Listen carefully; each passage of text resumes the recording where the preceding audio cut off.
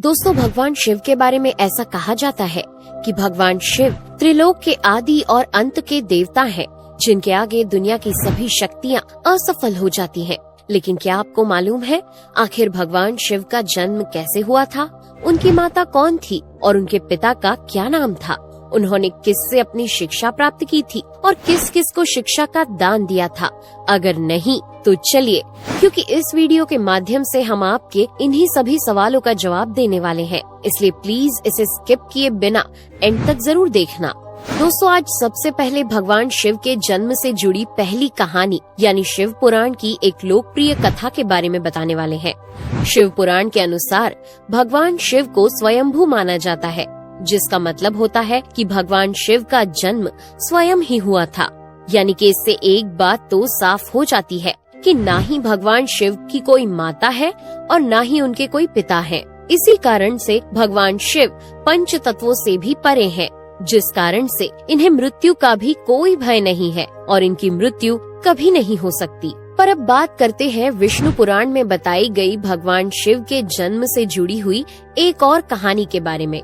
विष्णु पुराण में बताया गया है कि भगवान विष्णु के माथे से निकलने वाले तेज के कारण भगवान शिव की उत्पत्ति हुई थी और उनके नाभि से निकलते हुए तेज से कमल पर विराजमान ब्रह्मा जी का जन्म हुआ था। मगर दूसरी ओर भगवान विष्णु के जन्म के बारे में शिव पुराण में बताया गया है कि एक बार की बात है जब भगवान शिव अपने घुटने मल रहे थे और उनके घुटनों से निकलने वाले मैल से भगवान श्री विष्णु जी का जन्म हुआ था। पर अगर ऐसा हुआ है तो विष्णु पुराण और शिव पुराण एक दूसरे से बिल्कुल अलग हैं। इस कथा के अलावा भगवान शिव के जन्म की एक और पौराणिक कथा काफी ज्यादा पॉपुलर है, जिसे शायद आपने बड़े बुजुर्गों से सुना होगा। पर अगर नहीं सुना तो आपकी जानकारी के लिए बता दें कि एक बार की बात है जब भगवान विष्णु और परम ब्रह्मा जी के बीच इस बात पर बहस छिड़ गई थी कि आखिर इस संसार में सबसे महान कौन है। और जब भगवान विष्णु और भगवान ब्रह्मा इस बात को लेकर बहस कर रहे थे तो एक जलते हुए खम्बे के रूप में महादेव उनके बीच आए थे।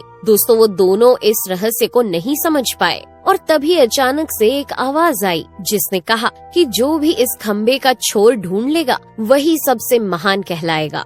ऐसा सुनते ही ब्रह्मा जी ने एक पक्षी का रूप लिया और खम्बे का ऊपरी हिस्सा ढूंढने निकल गए। वहीं विष्णु जी ने वराह का रूप धारण किया और खम्बे का अंत ढूंढने निकल गए।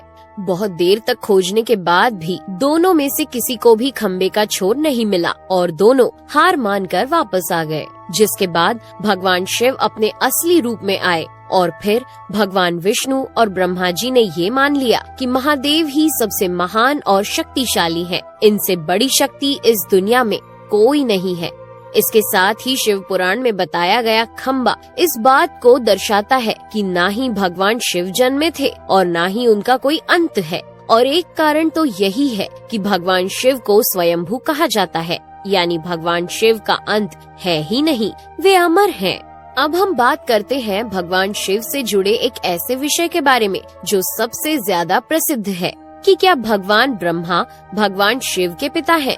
जी हाँ, इनकी ये कहानी लोगों के बीच काफी प्रसिद्ध है। तो आपको बता दें कि आखिर किस प्रकार भगवान शिव ने ब्रह्मा पुत्र के रूप में जन्म लिया था। इसके पीछे विष्णु पुराण की एक पौराणिक कथा है, जिसके अनुसार जब धरती, आकाश, पाताल या कहें पूरा यूनिवर्स जलमग्न यानी पानी में डूबा हुआ था, तब भगवान विष्णु के अलावा कोई भी देव या प्राणी इस संसार में नहीं था। तब केवल विष्णु ही जल सतह पर अपने शेष नाग पर लेटे हुए नजर आ रहे थे। जिसके बाद उनकी नाभि से कमल की डंडी पर ब्रह्मा जी प्रकट हुए और जब भगवान ब्रह्मा और भगवान विष्णु इस यूनिवर्स से संबंधित बातें कर रहे थे तब भगवान शिव प्रकट हुए, जिसके बाद ब्रह्मा ने उन्हें पहचानने से इनकार कर दिया। इस कारण से भगवान शिव रूठ गए और उनके रूठ जाने के कारण भगवान विष्णु ने उन्हें दिव्य दृष्टि प्रदान कर ब्रह्मा जी को भगवान शिव की याद दिलाई। जिसके बाद भगवान ब्रह्मा को अपनी गलती का एहसास हुआ और शिव से क्षमा मांगते हुए उन्होंने उनसे अपने पुत्र रूप में पैदा होने का आशीर्वाद मांगा। जिस कारण से भगवान शिव ने भगवान ब्रह्मा की प्रार्थना को स्वीकार करते हुए उन्हें ये आशीर्वाद दे दिया। लेकिन इसके बाद जब भगवान ब्रह्मा ने इस सृष्टि की रचना शुरू की तो उन्हें एक बच्चे की जरूरत पड़ी और तब उन्हें भगवान शिव का आशीर्वाद ध्यान आया। जिसके लिए भगवान ब्रह्मा ने तपस्या की और बालक के रूप में भगवान शिव उनकी गोद में रोते हुए प्रकट हुए। आपको बता दें कि ये भगवान शिव का एकमात्र बाल रूप है। जब भगवान ब्रह्मा ने उनके रोने का कारण पूछा तो उन्होंने बताया कि उनका कोई नाम नहीं है। तब भगवान ब्रह्मा ने भगवान शिव का नाम रुद्र रख दिया, जिसका मतलब होता है रोने वाला। पर इसके बावजूद भी भगवान शिव चुप नहीं हुए, इसलिए ब्रह्मा ने उन्हें दूसरा नाम दिया। पर शिव को वो नाम भी पसंद नहीं आया और फिर भी वे चुप नहीं हुए। इस तरह शिव को चुप कराने के लिए भगवान ब्रह्मा ने भगवान शिव को 108 नाम दिए थे, जो रुद्र, शर्व, भाव, उग्र, भीम, पशुपति, ईशान और महादेव जैसे नाम थे। और शिव पुराण के अनुसार उनके ये नाम पृथ्वी पर लिखे गए थे। इसके बाद बात आती है श्रीमद् देवी महापुराण की। तो श्रीमद् देवी महापुराण में भगवान शिव की माता और पिता के बारे में बताया गया है। श्रीमद् देवी महापुराण के अनुसार देखा जाए तो एक बार जब भगवान नारद जी ने अपने पिता भगवान ब्रह्मा जी से पूछा कि इस सृष्टि का निर्माण किसने किया है, साथ ही भगवान विष्णु, भगवान शिव और आपके माता पिता कौन है, तब भगवान ब्रह्मा जी ने नारद जी को त्रिदेवों के जन्म के बारे में बताया। जो बताया वो वाकई चौंका देने वाली बात थी। दरअसल उन्होंने कहा कि देवी दुर्गा और शिव स्वरूप ब्रह्मा के योग से ब्रह्मा, विष्णु और महेश का जन्म हुआ था।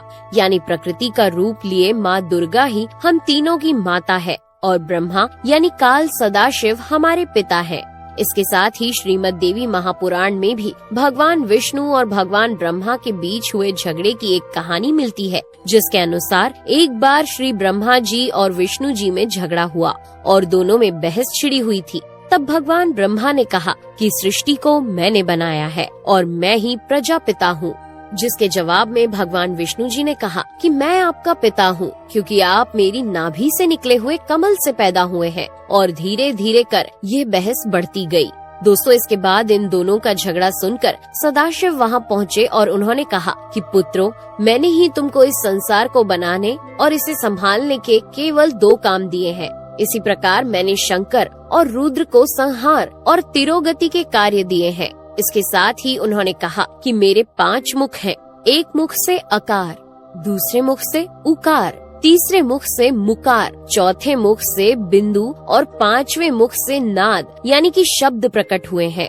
उन्हीं 5 को एक साथ मिलाकर देखा जाए तो एक अक्षर ओम बनता है, जिसे आज हम सभी भगवान शिव के मूल मंत्र के रूप से जानते हैं। इतना कहने के बाद भगवान ब्रह्मा और विष्णु दोनों ही समझ गए कि भगवान शिव से ज्यादा शक्तिशाली इस दुनिया में कुछ भी नहीं है और दोनों ने भगवान शिव को प्रणाम किया और चले गए। चलिए दोस्तों, अब जब आप भगवान शिव के बारे में इतना तो जान ही चुके हैं, तो क्या आपको पता है कि आखिर भगवान शिव ने किससे शिक्षा प्राप्त की थी और उनके गुरु कौन थे?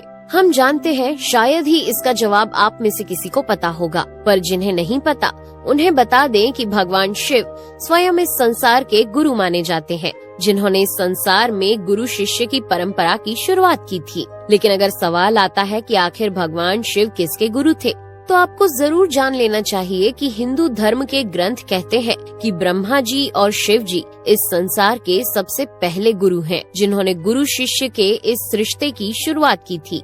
जहां भगवान ब्रह्मा ने अपने मानस पुत्रों को शिक्षा प्रदान की थी, वहीं भगवान शिव ने अपना ज्ञान केवल अपने 60 शिष्यों को दिया था। यानी भगवान शिव 60 शिष्यों के गुरु थे और वे जिन शिष्यों के गुरु थे उन्हें आज के समय में सप्त ऋषियों का दर्जा दिया गया है। तो दोस्तों, ये थे भगवान शिव के जन्म से जुड़े हुए कुछ फैक्ट्स, जो आपको कैसे लगे हमें कमेंट करके जरूर बताइए। साथ ही अगर आपको वीडियो पसंद आया हो तो इसे लाइक और चैनल को सब्सक्राइब करना बिल्कुल न भूलें। धन्यवाद।